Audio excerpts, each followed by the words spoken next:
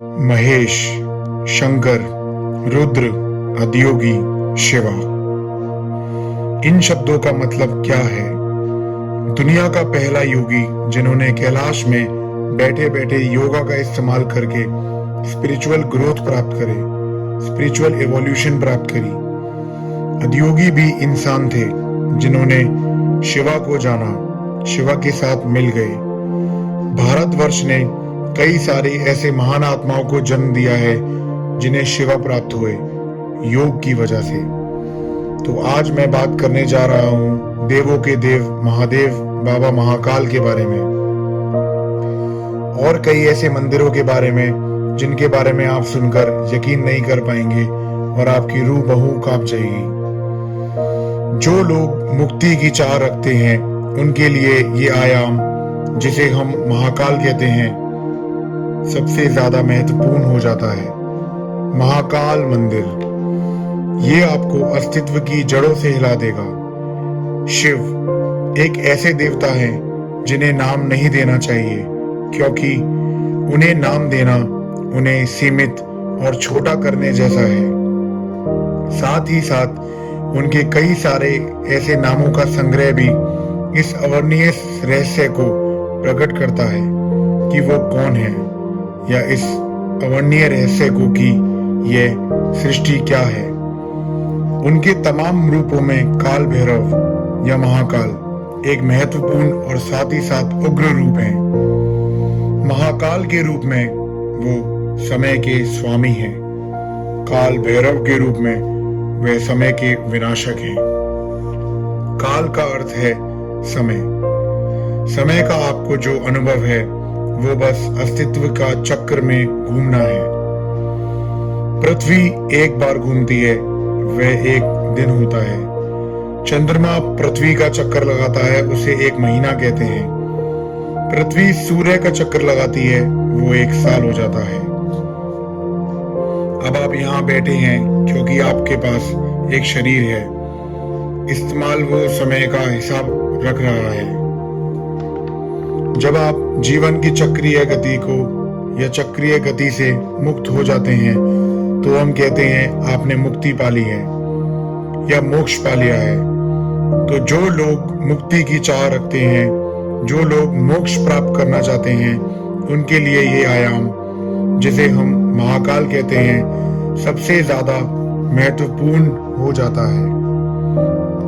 एक बार आप आध्यात्मिक होने की चाह करते हैं, उसका यह अर्थ है कि आप भौतिक से अधिक होने की चाह कर रहे हैं। एक बार आप भौतिक से अधिक हो जाते हैं, उसका अर्थ है कि आप समय और स्थान की सीमाओं से परे जाना चाहते हैं।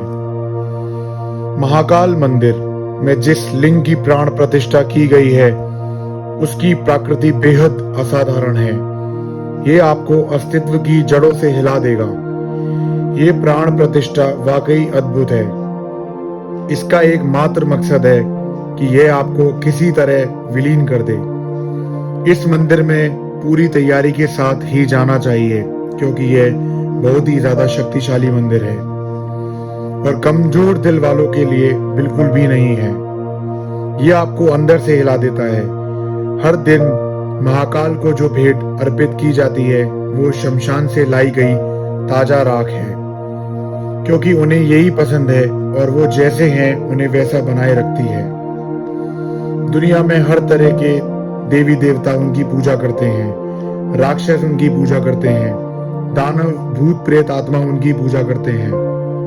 अगर आप जीवन में जोर का धक्का चाहते हैं, तो शिव को पाना चाहते हैं, तो अपने घर में एक रुद्राक्ष जरूर रखें। अगर आप धारण करेंगे तो भगवान भोलेनाथ, भगवान महाकाल का साथ हमेशा आपके साथ होगा। मैं एक रुद्राक्षधारी हूँ।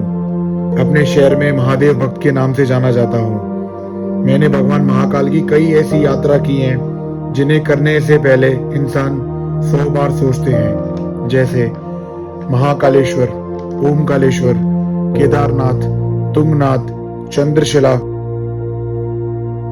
स्तंभेश्वर महादेव, त्र्यंबकेश्वर महादेव, बिजली महादेव, अंजनी महादेव, बोलेश्वर महादेव, रघुनाथेश्वर महादेव जैसी कई यात्राएं की हैं। क्यों भगवान भोलेनाथ को शमशान का, भूतों का राजा भी कहा जाता है?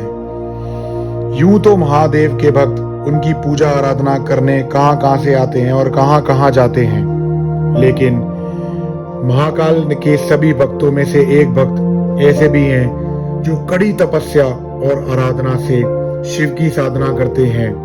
ये महाकाल के भक्त हैं अघोरी।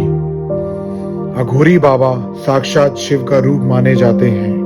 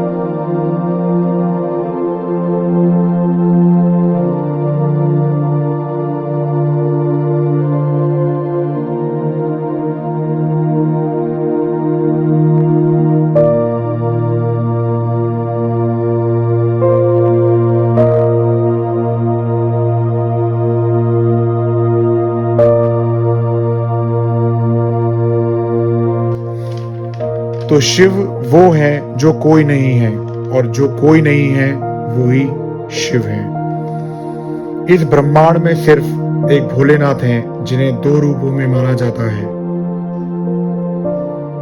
और जाना जाता है और पूजा जाता है। एक शिवलिंगम और एक त्रिशूलधारी भोले शंकर।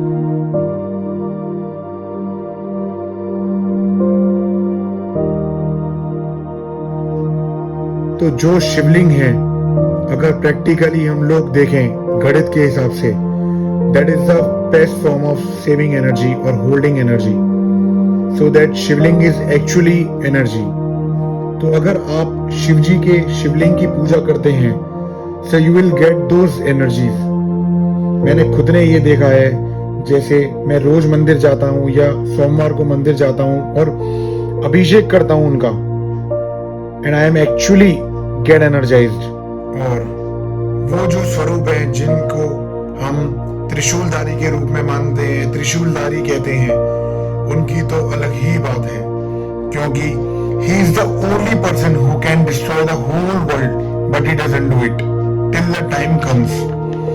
तो शिव एक ऐसे देव हैं जो राइटर हैं पूरी दुनिया के। इनके कई विकराल रूप भी हैं, जैसे बाबा काल भैरव। इनके बारे में हम आपको जल्दी बताएंगे। तो अंत में यही कहना चाहूंगा, कर्म अच्छे रखो, जितना हो सके उतना पॉजिटिविटी फैलाओ, जितना हो सके उतना पॉजिटिव रहो, यूनिवर्स के लिए उतना पॉजिटिविटी दो, यूनिवर्स को, ब्रह्मांड को। पर भगवान भोलेनाथ की पूजा आराधना करो, क्योंकि एक बार भगवान महाकाल ने आपका हाथ पकड़ लिया, फिर किसी की भी आपको जरूरत नहीं पड़ेगी। जय शंकर, जय महाराज।